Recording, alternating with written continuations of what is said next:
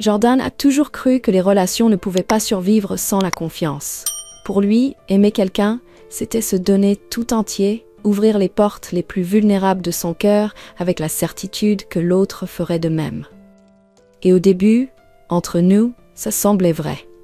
On riait pour un rien, on partageait des projets, on se disputait pour des bêtises et on se réconciliait toujours avant de s'endormir. Mais avec le temps, quelque chose a changé. Rien de brutal. Juste des détails.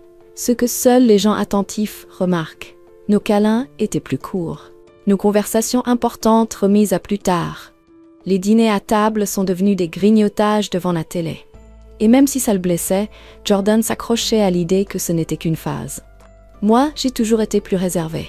Mais ces derniers temps, j'étais devenue opaque, même pour moi. Je rentrais tard. Je donnais des excuses vagues.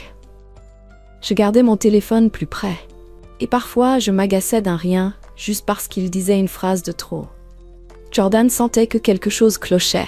Je le voyais dans ses yeux. Mais fidèle à lui-même, il cherchait des solutions plutôt que d'affronter le problème de front. Alors j'ai proposé ce voyage en train. Quelques jours loin du bruit, des obligations, des tensions. J'ai dit qu'on avait besoin de se reconnecter. Il a accepté, espérant sûrement qu'il y avait encore quelque chose à sauver. Dès qu'on est monté à bord, j'ai senti son regard sur moi, comme s'il cherchait à lire entre mes gestes. J'étais polie avec les autres, je parlais aux gens, je souriais. Mais avec lui, je fuyais. Je ne le faisais pas exprès, c'était instinctif. Je me levais pour prendre un café, étirer mes jambes ou faire des photos. En réalité, j'ai tout fait. Et lui, il faisait semblant de dormir, mais je sais qu'il voyait tout. Ce jour-là, je me suis éloignée un peu plus longtemps. Je ne pensais pas que ça poserait problème. J'avais juste envie de respirer. Et puis je l'ai vu, cet homme assis seul dans le wagon-restaurant. On a parlé, ri. Il m'a offert du vin. J'en ai bu trop. Il m'a effleuré la joue. J'ai répondu par un baiser. Pas un baiser passionné. Un baiser calme, presque doux. Comme si pour une minute je n'avais plus à porter tout ce poids. Je ne savais pas que Jordan était là, qu'il filmait, qu'il tremblait, qu'il comprenait enfin ce que je n'avais jamais osé lui dire. Il ne m'a pas confrontée. Pas tout de suite, il est parti. Et moi, je suis restée là, inconsciente de l'onde de choc que j'avais provoquée. Ce que j'ignorais aussi, c'est qu'il avait vu autre chose. Que cet homme n'était pas seul à bord. Il était monté avec une femme blonde, sûrement sa femme. Jordan l'a retrouvée. Il lui a montré la vidéo. Je ne sais pas ce qu'elle a dit, mais il est revenu silencieux. Quand je suis rentrée dans notre cabine plus d'1 heure plus tard, j'ai essayé de faire comme si de rien n'était. Un sourire, un parfum différent, mes cheveux détachés. Et lui, il m'attendait avec son téléphone. Il n'a rien dit, il a juste appuyé sur lecture. Je me suis figée, j'ai regardé la vidéo, jusqu'au bout. J'ai tenté de garder mon calme, mais à l'intérieur, j'étais en ruine. Alors j'ai dit ce qu'on dit dans ces moments-là. Ce n'est pas ce que tu crois. Je ne le connais même pas. Il m'a parlé, m'a offert du vin, j'ai bu trop. Tu sais que je ne tiens pas l'alcool. C'était une erreur, je le jure. J'étais perdue, faible, ça ne veut rien dire. Jordan me regardait toujours, les yeux pleins d'un calme douloureux, et il a dit d'un ton ferme mais sans colère. On descend à la prochaine gare. On rentre à la maison. J'ai croisé les bras. Ma voix s'est un peu haussée. Quoi? Rentrer à la maison? T'es sérieux? On a réservé ce séjour pour 1 semaine. Je ne vais pas gâcher tout cet argent à cause d'une erreur que j'ai déjà reconnue. Si tu veux rentrer, vas-y. Mais moi, je descends, je prends le transfert et je profite de ce qu'on a payé. Il n'a rien répondu. Il a juste attendu. Quand le train s'est arrêté, il s'est levé, a pris son sac et il est parti. Je suis restée assise à ma place, regardant par la fenêtre, sans bouger. Mais quand Jordan est descendu du train, il a remarqué quelque chose d'étrange. Une femme criait sur un homme en le pointant du doigt. C'était la femme à qui il avait montré la vidéo. Et l'homme, c'était celui avec qui j'avais été dans le wagon-restaurant. Leur dispute était vive. Elle exigeait des explications, et lui, visiblement embarrassé, tentait de se justifier, interrompu à chaque mot. Jordan les a dépassés sans dire un mot. Malgré le chaos, il est monté dans le premier taxi, a donné l'adresse de la maison et m'a laissé derrière avec tout ce gâchis. 2 heures plus tard, je suis descendue au prochain arrêt. Un chauffeur du complexe m'attendait avec une pancarte portant mon nom et celui de Jordan. Je suis montée dans la voiture sans rien dire. Pendant tout le trajet, j'ai regardé mon téléphone sans envoyer de message. Une fois arrivée, j'ai donné mes papiers à la réception, récupéré la clé et on m'a conduite à la suite. Je me suis assise sur le lit king size, j'ai retiré mes chaussures et j'ai regardé par la fenêtre. Tout semblait parfait. Mais ce goût de liberté soudaine avait un arrière-goût étrange, comme quelque chose de trop amer pour être savouré. Pendant ce temps, Jordan rentrait à la maison. Il a laissé son sac dans le couloir, s'est assis sur le canapé. Le silence dans la maison. C'est ce qu'il voulait. Pas de cris, pas d'excuses mal formulées, pas de faux semblants. Pour la première fois depuis longtemps, il sentait une forme de paix. Une paix dure, brute, mais réelle. Celle qui arrive quand la douleur devient une limite et que le cœur n'accepte plus les miettes. Le matin suivant, il s'est réveillé avant même le réveil. Il avait bien dormi. Ça ne lui était pas arrivé depuis des semaines. Comme si le poids qu'il portait dans la poitrine commençait enfin à se décrocher, morceau par morceau. Il a fait du café, l'a bu lentement et a réfléchi à la suite. Ce matin-là, il avait compris quelque chose. Il ne serait plus l'homme qui avale les mensonges par peur de recommencer à zéro. Alors il s'est levé, a ouvert son ordinateur, bloqué toutes mes cartes, vidé nos comptes communs, changé tous les mots de passe, restreint mes accès. Tout ce qu'il pouvait faire pour protéger ce qu'il avait construit pendant des années, il l'a fait. Ensuite, il a appelé un avocat de confiance, pris rendez-vous et commencé la procédure de divorce. Et moi, j'étais assise au bord de la piscine du complexe, en train de prendre mon petit déjeuner. Je portais des lunettes de soleil, même s'il n'y avait presque pas de soleil. J'avais l'air détendue. Ma seule préoccupation, c'était de savoir où était l'homme que j'avais prévu de retrouver ici. Je l'ai cherché dans mes messages et je lui ai écrit « T'es arrivé ? Où es-tu » C'était notre plan depuis le début. Profiter de l'endroit, se croiser dans les couloirs sur la plage pendant les excursions, comme deux ados en vacances prolongées. Mais sa réponse a mis du temps à arriver. Quand mon téléphone a vibré, le message était direct. Un homme, je pense que c'était ton mari, est apparu dans le wagon et a montré une vidéo de nous à ma femme. Elle a pété un câble. Je crois qu'on va se séparer. On est descendu du train. Je suis chez un pote. Et toi, il s'est passé quoi après ? J'ai lu le message sans bouger. Le sourire que j'avais gardé jusqu'ici s'est effacé. Je n'ai pas répondu. J'ai verrouillé l'écran. Pas envie de gérer encore un autre drame. Pas maintenant. J'avais fait mes choix. Et à cet instant, j'étais seule. J'ai préféré faire semblant que tout était encore sous contrôle. Je me suis levée de ma chaise, j'ai rangé mon téléphone dans mon sac et je suis allée au spa. Puisque j'étais là, autant profiter au maximum. Piscine, massage, cocktail avec des petits parasols, je me suis appliquée à vivre ces heures comme si c'était des vacances. Des vacances de moi-même. Entre deux activités, j'ai ignoré les messages sans réponse. Le problème avec l'amant, la femme, Jordan, tout ça, j'ai tout repoussé dans un coin de ma tête. Le présent était fait de bains relaxants, de dîners raffinés et de l'illusion que tout pouvait encore s'arranger avec un peu de charme et de contrôle émotionnel. Ce que je ne savais pas, c'est que les conséquences, elles, étaient déjà en train de s'écrire. Mais pour l'instant, je voulais juste éteindre mon esprit et prétendre que rien n'avait dérapé. Le 4e jour, je me suis réveillée avec l'envie de sortir de cette bulle confortable. J'avais fait tous les tours internes, testé tous les massages, pris assez de photos au bord de la piscine pour entretenir l'illusion que tout allait bien. Mais quelque chose commençait à peser. L'absence de messages. Le silence de Jordan. Ça me rongeait. J'ai quand même enfilé une jolie tenue, appelé un taxi et décidé d'aller voir la ville voisine. J'ai payé en liquide, suis descendue au centre-ville et me suis mise à marcher dans les rues lumineuses avec ce faux sentiment de liberté que je porte comme une armure. Après avoir fait quelques magasins, j'ai choisi un restaurant charmant. J'ai commandé un plat raffiné, un verre de vin cher et j'ai joué la femme libre, confiante, maîtresse de sa vie. Tout allait bien, jusqu'au moment de payer l'addition.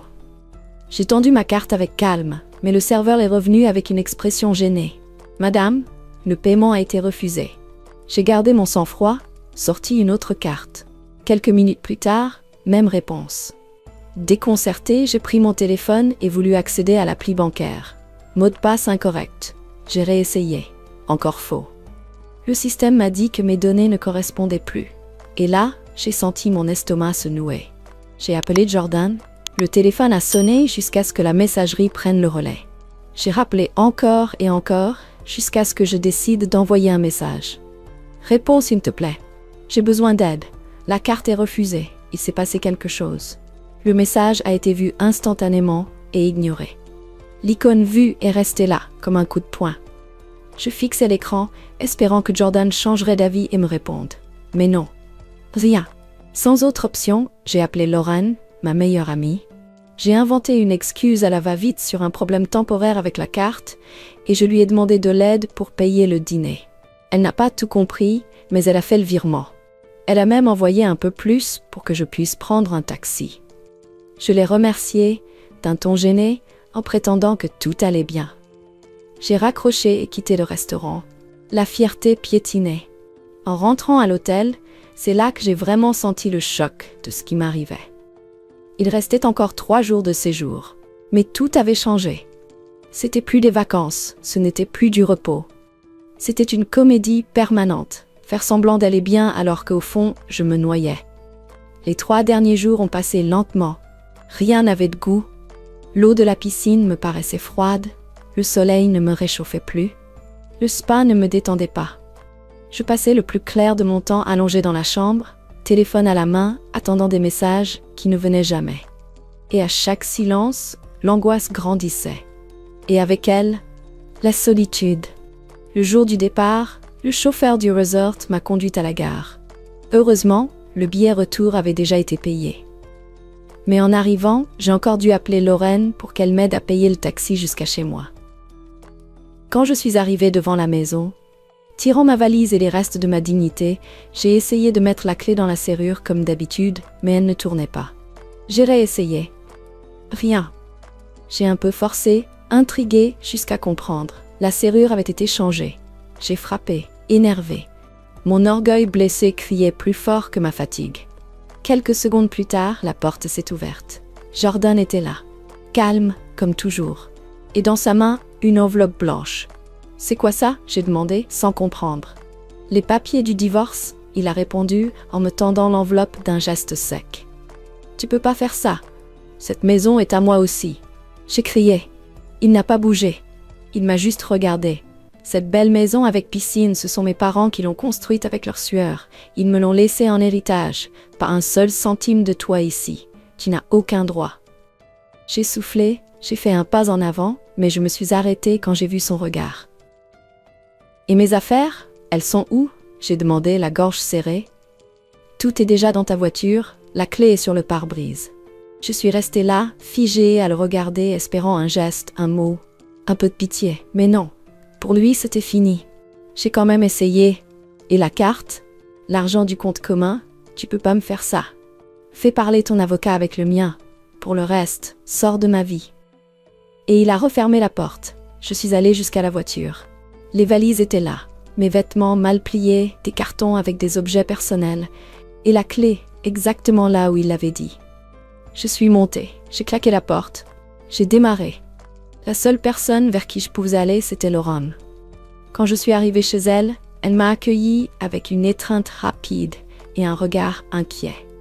Elle m'a laissé entrer, m'a offert un verre d'eau et m'a écoutée. J'ai parlé sans m'arrêter, j'ai tout déversé. J'ai décrit Jordan comme un fou, possessif, contrôlant, quelqu'un qui avait tout fait exploser, sans raison. J'étais en colère, je tordais les faits, je omettais l'amant, le resort, l'infidélité. Ce que je ne savais pas, c'est que Lauren, le soir du restaurant, avait été tellement inquiète à cause de la carte rejetée qu'elle avait appelé Jordan. Et lui, sans détour, lui avait tout raconté. Tout. La vidéo, le baiser dans le train, la conversation avec la femme de mon amant. Ses calculs silencieux. La décision froide de tout arrêter. Lauren avait tout écouté, choquée, le téléphone à l'oreille, incapable de dire un mot. Et maintenant, alors que je pleurais devant elle, me posant en victime, elle m'observait en silence. Elle m'écoutait dire que Jordan était égoïste, cruel, ingrat, pendant qu'elle, à l'intérieur, digérait une vérité brute. Je n'avais aucune idée de ce qu'elle savait. Et je ne réalisais pas que, petit à petit, le masque que j'essayais de garder se fissurait. Le divorce a mis quelques semaines à être finalisé. J'ai logé chez Lorraine tout ce temps, sous prétexte de devoir me réorganiser. J'inventais des excuses pour retarder mes décisions. Je passais mes journées sur mon téléphone, à contacter d'anciens collègues, à explorer des options, sans jamais aller jusqu'au bout. Quand les papiers sont enfin arrivés, j'ai aussi eu la confirmation.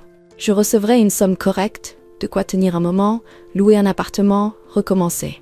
C'était pas ce que j'espérais, mais c'était juste, vu les circonstances. Même avec l'argent, je suis restée chez Lorraine.